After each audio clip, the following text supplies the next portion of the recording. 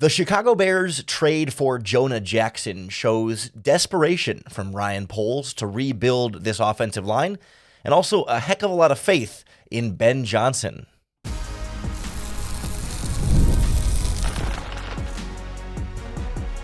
You are Locked On Bears, your daily Chicago Bears podcast.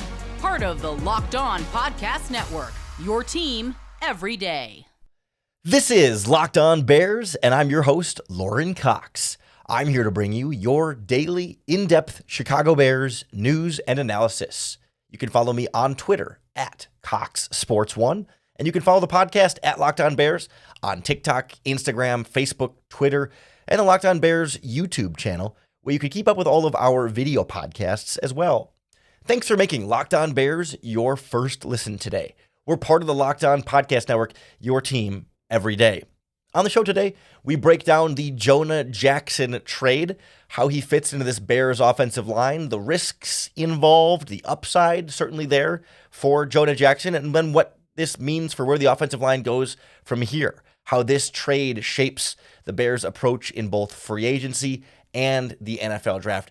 And then we'll wrap up and touch briefly on the Bears choosing not to give Jack Sanborn a restricted free agent tender, and what that means for his future and what that could mean for some of the other restricted free agents the Bears have this offseason.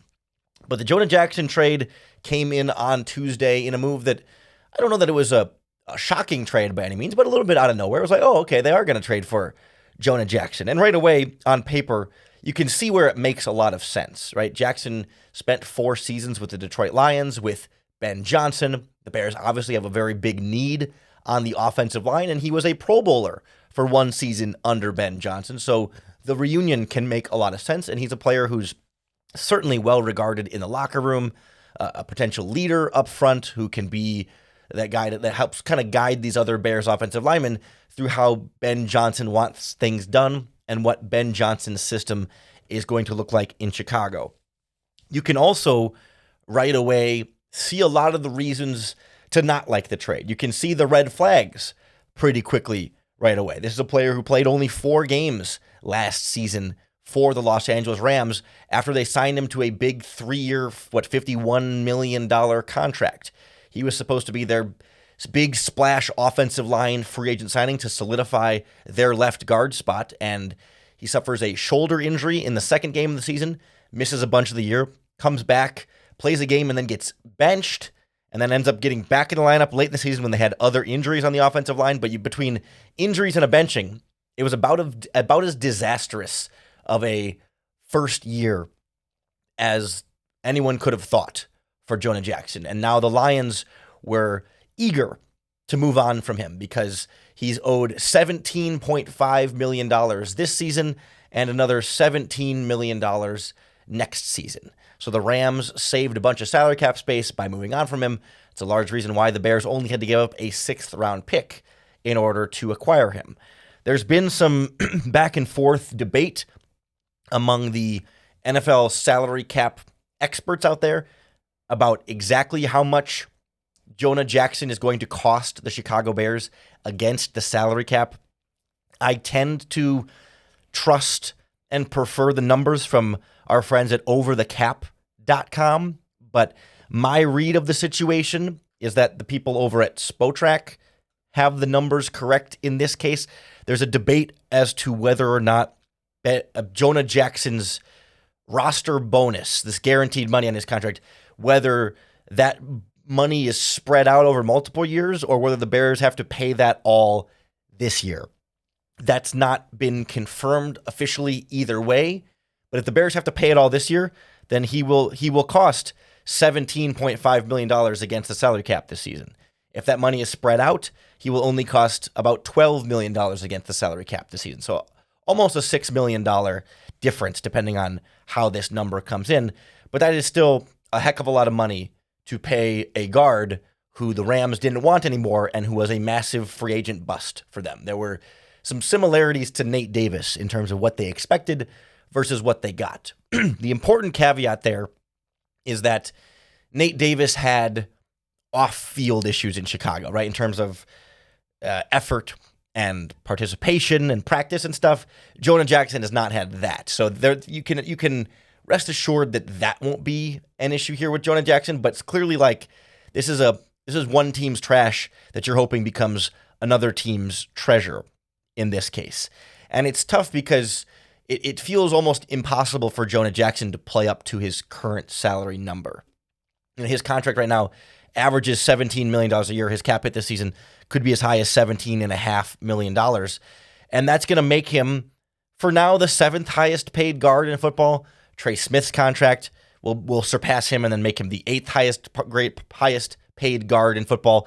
It's possible that someone like Will Freeze gets in their contract above Jonah Jackson, but undoubtedly Jonah Jackson will be a top 10 highest paid guard in football this season.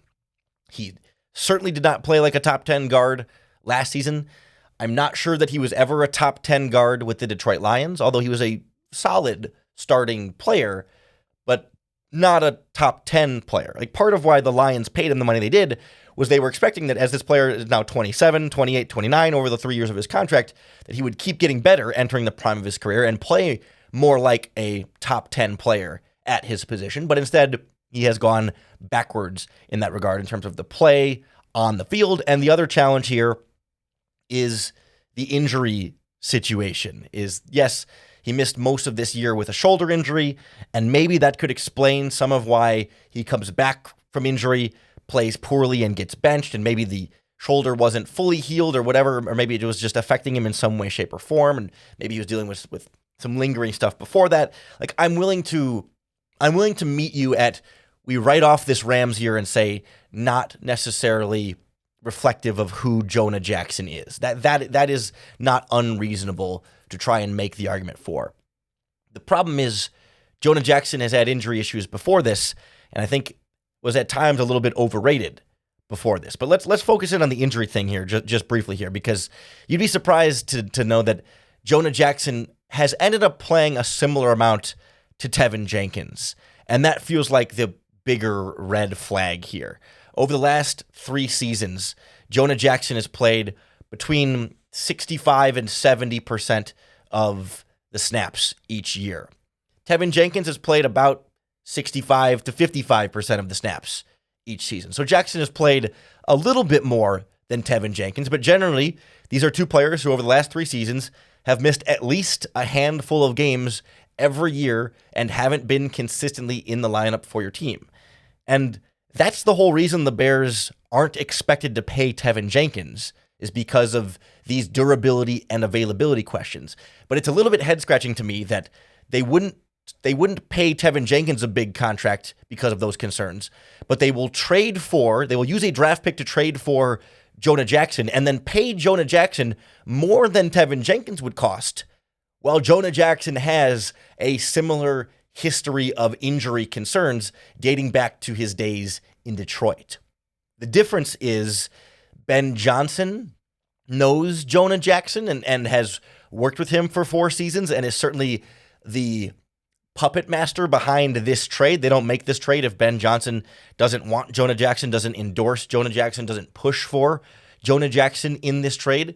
And so this is Ryan Poles giving Ben Johnson some control and saying, okay, you want this guy, I will go get him, and we will trust you that he is going to be a better player than he was with the Rams, and that he's going to be able to stay healthy and be a consistent contributor for the Chicago Bears, the way that he wasn't towards the end in Detroit, and in similar ways as to what Tevin Jenkins wasn't able to do for the Bears. That, to me, is where the risk is here. Losing the 6th-round pick, okay, whatever. Like, it's a 6th-round pick. That probably wasn't going to pan out to be much of anything anyway. But it's paying a bunch of money to a player with some injury questions who also has some level of play questions in the last season. That's a gamble. And it reflects where the Bears are in terms of rebuilding this offensive line, where it's like, you need to find 3 new starters this offseason one way or another. And you can't always count on getting 3 starters you like in free agency. There's just only so much money to go around and players who are available and who want to come play for you and fit what you want in free agency. So you got to go through a trade market to get one of them. So this is the first domino then. Now we got to see what's next for this offensive line before we fully judge all the moves Ryan Poles makes with this group up front. So we'll take a look at how this Jonah Jackson trade shapes the rebuilding process of this Bears offensive line moving forward next on Locked On Bears. This episode of Locked On Bears is brought to you by Chewy. You've probably heard of Chewy by now. They really do have everything you need to keep your pet happy and healthy. Whether you're shopping for food, treats, or now even pet healthcare, Chewy makes it fast, easy, and affordable. With over 100,000 products from all of your favorite brands, Chewy's got it all, from food and treats to toys and beds and grooming. And it's not just for dogs and cats either. They've got supplies for birds and fish and reptiles and other small pets too. Chewy makes it easy to also manage your pet's health with prescriptions, telehealth, vet visits, and even in-person vet clinics rolling out nationwide. Plus, their auto ship feature is a game changer because you can set up automatic delivery for food or any essentials so you never run out. Chewy has everything you need to keep your pet happy and healthy. Right now, you can save $20 on your first order and get free shipping by going to chewy.com or clicking the link in our description. That's $20 off your first order with free shipping just by clicking that link in our description. Minimum purchase required. New customers only. Terms and conditions apply. See site for complete details. So now Jonah Jackson slots in as presumably the Chicago Bears starting left guard. That's where he's played the majority of his snaps over his NFL career, especially in Detroit. He played some center with the Rams and has bounced over to right guard with both the Lions and the Rams at times. So there is definitely some versatility there. But if we're just trying to pencil in a depth chart for now, we'll go with the spot that he started the vast majority of the games in his career, and that would be at left guard. So you've got Braxton Jones at left tackle. You've got Jonah Jackson at left guard. You've got Darnell Wright at right tackle. And that leaves holes still to fill at center and right guard. And I do understand Ryan Poles wanting to be able to address one of those holes now before free agency so that you don't go into free agency feeling like you have to sign two guards and a center. To be able to find three starters in a free agent market, especially two starters at the same position, at guard specifically, is tricky, especially because you look at this free agent market and maybe the Bears don't love all of the names available at guard. Maybe they look at it and say, okay, they would be happy with, Will Freeze and Mekhi Becton and Kevin Zeitler. But maybe some of the other names don't love as much. Aaron Banks from the 49ers, or maybe, Brandon Scherf from the Jaguars, or whatever it is. We look at this free agents and say, okay, well, there's 5 or 6 starting guards out there, but maybe the Bears don't view them all that way.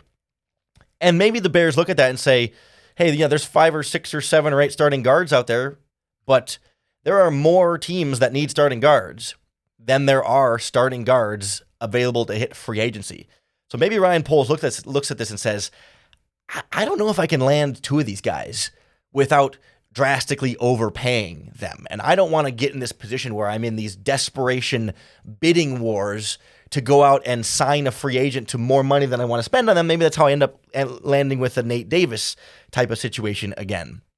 Because at least with Jonah Jackson, he's expensive, but in theory, you know exactly what you're getting. Ben Johnson knows exactly what he's getting. He knows how Jonah Jackson carries himself in the locker room. He knows how hard Jonah Jackson works at practice. He knows how Jonah Jackson takes care of his body in the offseason. Jonah Jackson, with his red flags and flaws, is the devil in this case. And most of these outside free agents are the devil you don't.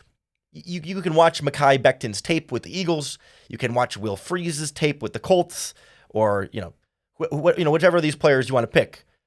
But you don't know exactly how they're going to fit in your scheme. You don't know exactly how they're going to fit in your locker room.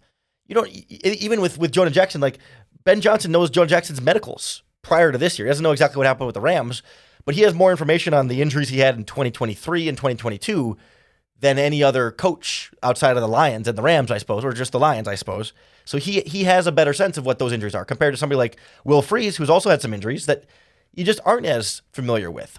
So in that way, there is less risk in Jonah Jackson because you have more information about him than some of the other outside free agents that you think might be good and certainly are good on tape, but you just don't know exactly how they're going to fit in your locker room. So do you mitigate some risk by getting someone you know in Jonah Jackson as opposed to trying to get maybe 3 guys you don't know to fill as outside free agents? The exception there, the biggest exception there, I guess, is Kevin Zeitler, the free agent from the Lions, who Ben Johnson worked with last season. So there's enough familiarity there where you could have some confidence in that free agent signing working out better than a player purely outside of your organization. And I think there's some similar security in Brandon Scherf from the Jacksonville Jaguars because Bears passing game coordinator Press Taylor was Scherf's offensive coordinator for the last 2 or 3 seasons in Jacksonville. But those are the only 2 starting caliber players at guard on the free agent market that the Bears have that kind of intimate knowledge and relationship with. And so maybe Ryan Poles is a little bit weary to go too aggressive for players outside of those 2. And both of those guys are 33 and 35 or 36 years old. So you're not necessarily going to sign both of them to be your starters at both guard spots.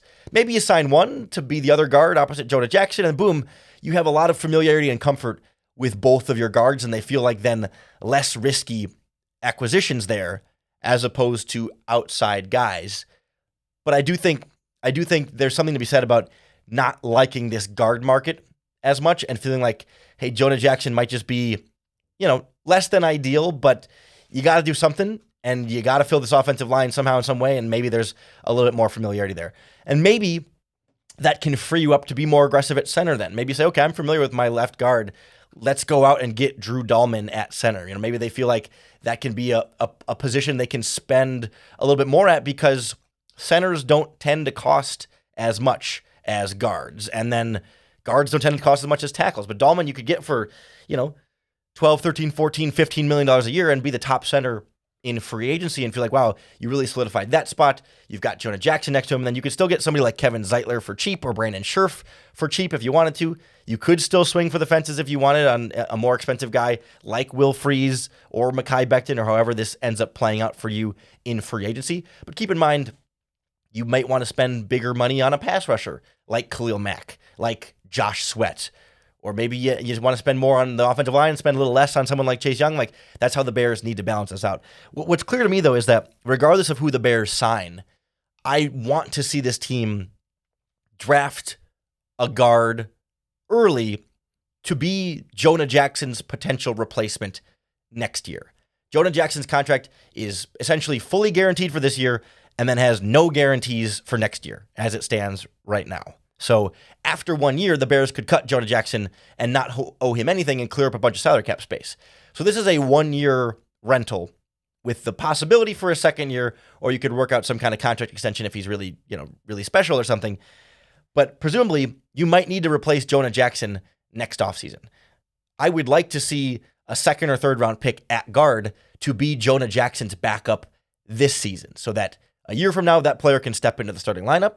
And if Jonah Jackson gets hurt this season, the way he's been hurt the last 3 seasons, you have a quality backup who can step in and start for a short period of time without having to throw that rookie in the fire and make him a full-time starter necessarily. It feels like the best of both worlds to get that rookie's feet wet and bring him along slowly, where you're still getting some immediate impact from a 2nd or 3rd round pick, but you're not asking them to start from day one and be a veteran player before they're ready to be that veteran player. And so that's where, regardless of who else they sign, I still want a guard in the draft. Whether they sign a younger guy to a 5-year deal like Mekhi Becton, or they sign a veteran like Kevin Zeitler to a 1 or 2-year deal, draft a guard still, have them ready to go as an injury replacement in year 1 and a long-term starter in year 2 and beyond.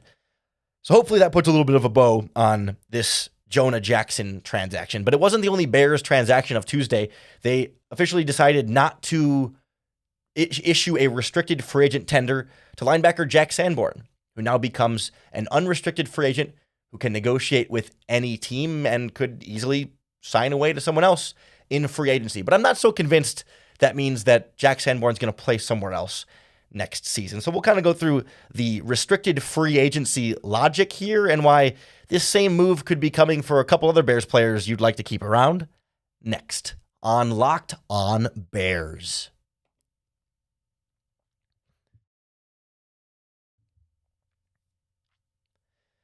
It seemed like Chicago Bears fans were ready to say goodbye to linebacker Jack Sanborn on Tuesday when it was reported that the team will not be giving Sanborn a restricted free agent tender. So briefly, the way restricted free agency works is that because the player is early enough in his career, he qualifies as a restricted free agent.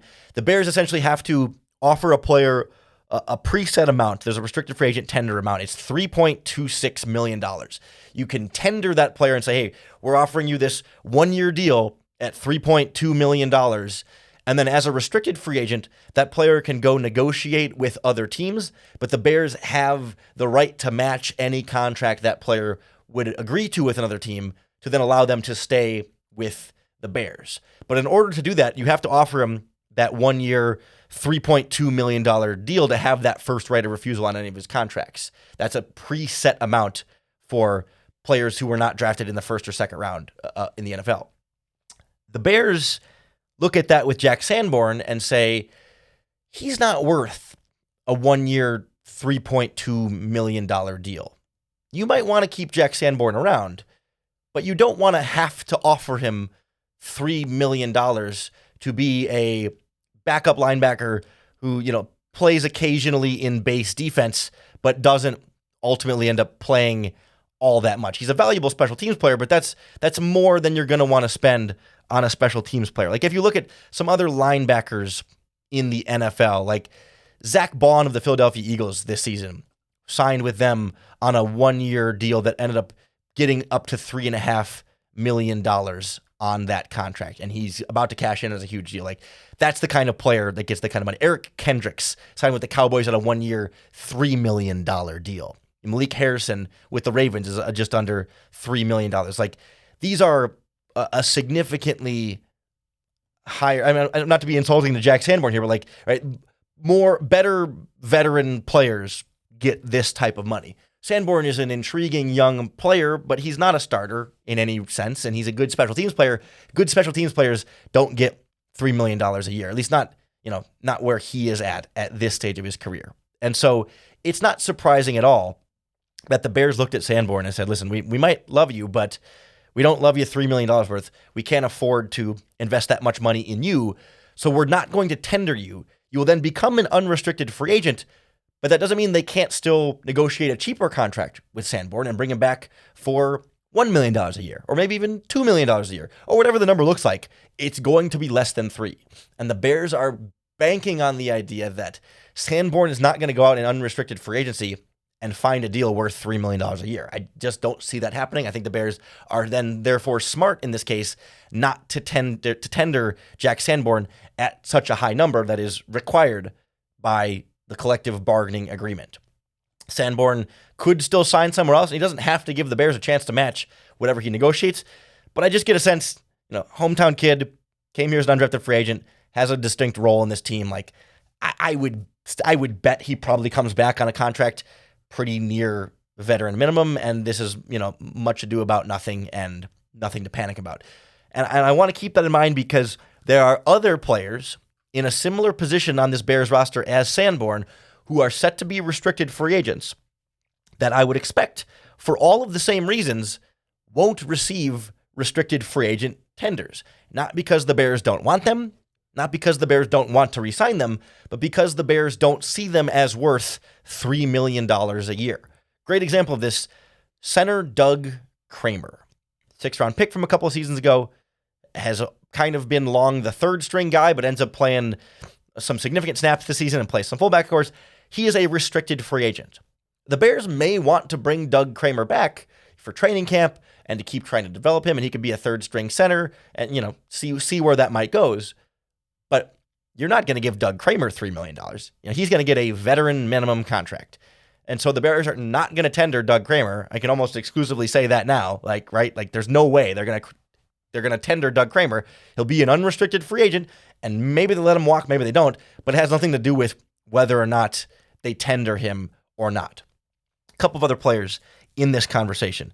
Cornerbacks Josh Blackwell and Jalen Jones, both key special teams players, both valuable backups at corner that you feel pretty good about when they have to rotate in. You don't want them to start, but if they're in the game, you're not screwed. They're not liabilities there. Like, those are two players I want to keep around. I want to keep developing Jalen Jones. I want to keep developing Josh Blackwell, keep them as a part of this Bears team.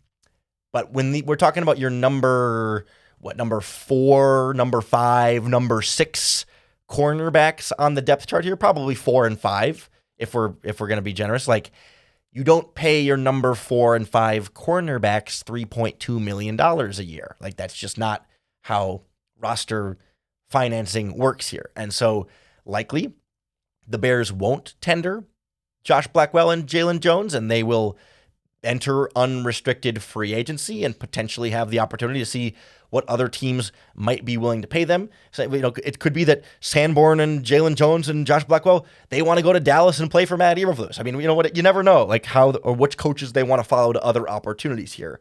But, like, we don't need to panic if they don't get tendered.